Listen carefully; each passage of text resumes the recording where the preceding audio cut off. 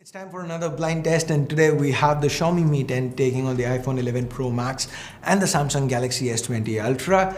Now, while these pictures were shot outdoors, these were shot before the lockdown, hell, even before last week's curfew. I'm just getting around to shooting the video today. So guys, stay safe, stay indoors, stay home. As sure, you're watching C4ETech. If you do end up liking what you see in this video, thumbs up, subscribe, turn on notifications by hitting that bell icon. By the way, we are giving away a Xiaomi Mi 10. If you've not checked out that giveaway yet, I'll leave links in the description below. Do check it out. Let's now get to the blind test.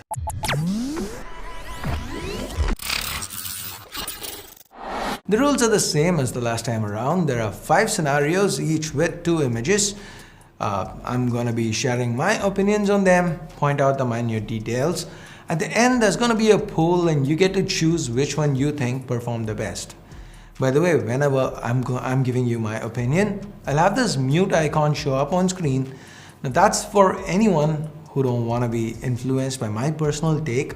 So you can go ahead and mute the audio and just look at the pictures and make up your mind without any prejudice. And here's a predictions poll. Which camera do you think will perform better? Make your choice.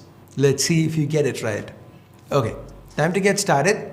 So the first set of pictures, we are going to be comparing the colors here. How have they handled the dynamic range and all that?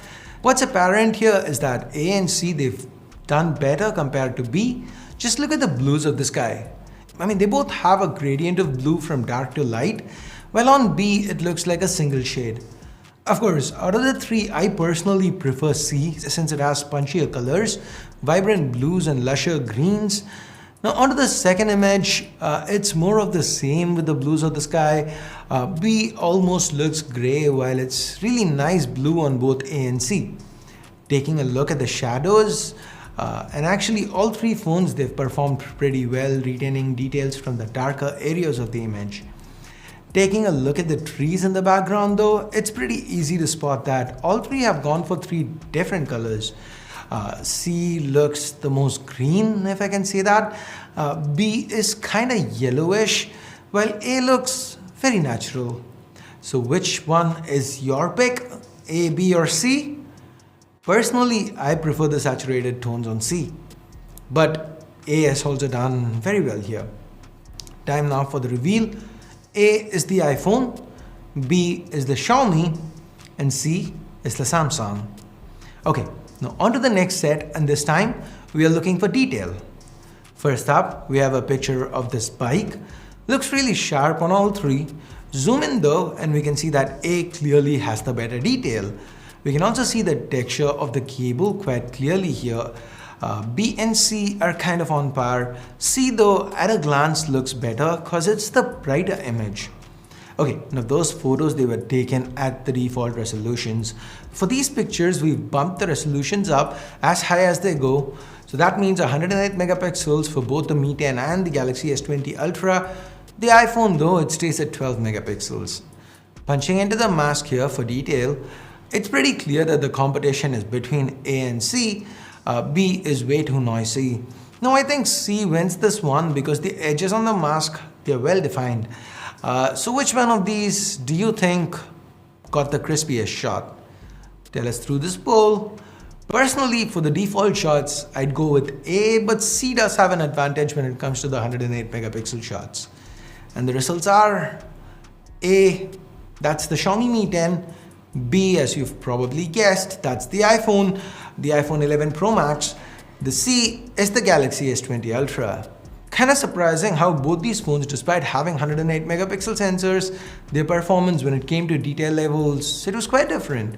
Now the difference is probably because of the default resolution. The Mi 10 shoots at about 25 megapixels. I know it's supposed to be 27 megapixels given the quad pixels and all that, but it shoots at about 25 megapixels, while thanks to Nona Benning, the S20 Ultra shoots at 12 megapixels, the same resolution as the iPhone 11 Pro Max.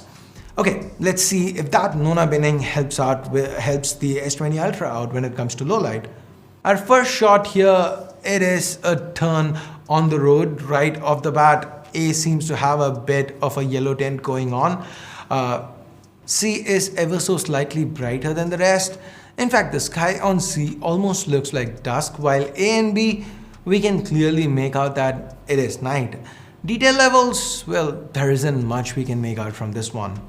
Moving on to an even more challenging scenario, and wow, B is really struggling here. It's quite dark, making it almost impossible to spot anything. A and C do better though. The processing on A is a bit better as C has a lot of noise once we punch in. The transformer also seems to be a bit more defined in A. The lines on the wire, they look a tad sharper. So which one is better, guys? A, B or C?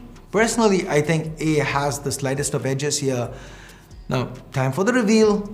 A is the Galaxy S20 Ultra, B is the Xiaomi Mi 10, and C, that's the iPhone 11 Pro Max. Let's change things up a little bit and take a peek at the ultra-wides. This is the first shot. At a glance, C looks the best because it's the brightest.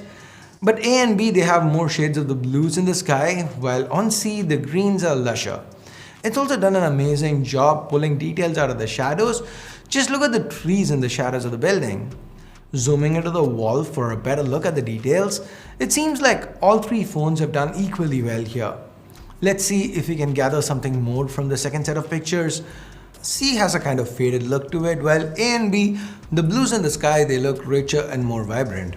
Punching in, we can see that all three phones once have very similar sharpness levels across the board. Now, this is a tough one. Which one would you pick, A, B or C? Personally, I'm leaning towards C here since it seems to do better retaining details from the shadows. And for this set, A, that's the iPhone 11 Pro Max, B, that's the Samsung Galaxy S20 Ultra, and C is the Xiaomi Mi 10.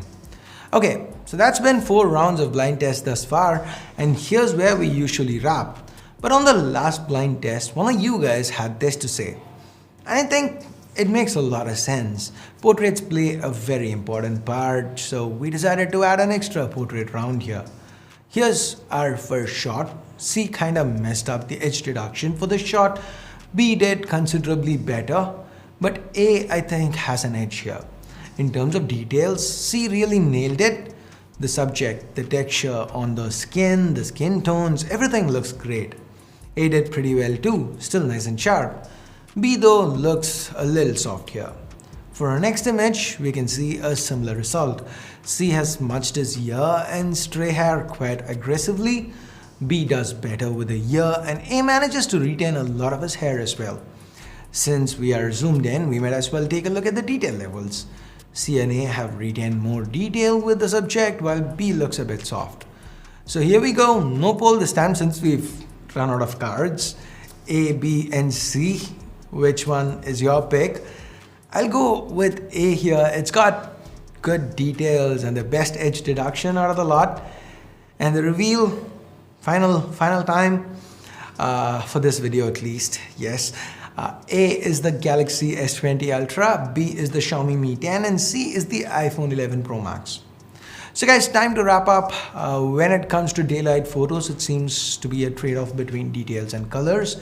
Honestly though, I don't really pixel peep all that much, so I'd be giving this one to the Samsung Galaxy S20 Ultra. And if I ever wanted to go for a really well-detailed shot, we saw how the 108 megapixel camera on the S20 Ultra managed to beat out the others. In fact, Samsung even won the low light as well as the portrait round.